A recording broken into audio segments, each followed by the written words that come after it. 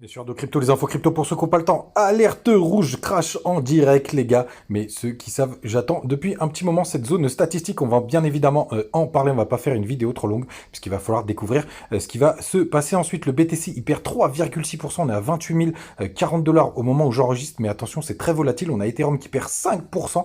C'est assez violent sur les deux premières cryptos du marché. D'ailleurs, les autres souffrent beaucoup moins. Assez étonnamment, puisqu'on a BNB qui perd que 3%, XRP 2,5%. On a quand même CryptoClebar qui perd 5%. Shiba qui retrace très très fortement avec moins 10%. On a Link qui perd 3%, XLM 4%.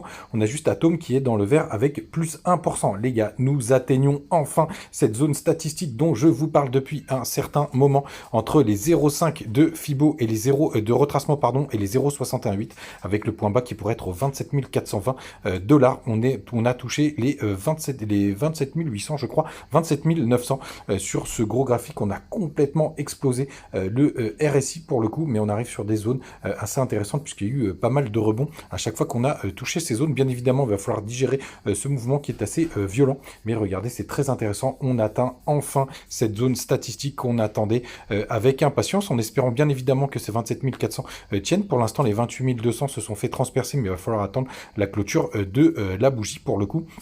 La bonne nouvelle, c'est qu'on a quand même quelques liquidités qui nous attendent au-dessus. Je voulais quand même vous montrer le long short ratio, puisqu'après ce crash, vous allez pas voir, à mon avis, pas mal de gens qui vont commencer à vouloir shorter toute cette zone. Pour l'instant, c'est pas encore le cas, hein, ça achète pas du tout sur le spot, et les fundings sont assez positifs, donc c'est assez risqué au moment où j'enregistre l'émission, mais pour le coup, les gars, c'est très intéressant. En tout cas, on touche la zone statistique avec désormais, puisqu'on a traversé les 28 200 dollars, la zone principale à toucher, qui est aux 27 420 dollars. Comme ça, vous savez tout, les gars. Mais par contre, on est vraiment sur cette très bonne zone de rebond.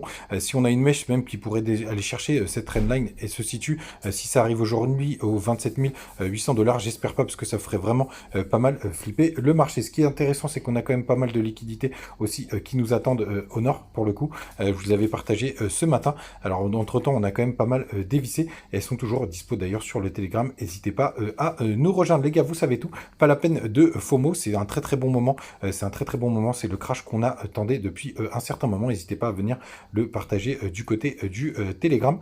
En tout cas, on a pris pas mal de liquidités, ça c'est une très bonne nouvelle. J'espère qu'on va pas aller chercher ces 26 200 dollars, ce serait quand même un très gros crash, et on a beaucoup de liquidités désormais qui sont aux 27 000, aux 29 000, vers les 29 750 dollars, donc plutôt pas mal. Vous savez tout, les gars. N'hésitez pas à profiter des bonus en commentaire et sur les pages d'accueil, notamment pour Biget. D'ailleurs, il y a une grosse compétition qui arrive dans très prochainement, le KCGI. On en reparlera bien évidemment. Passez une très bonne soirée. Ciao.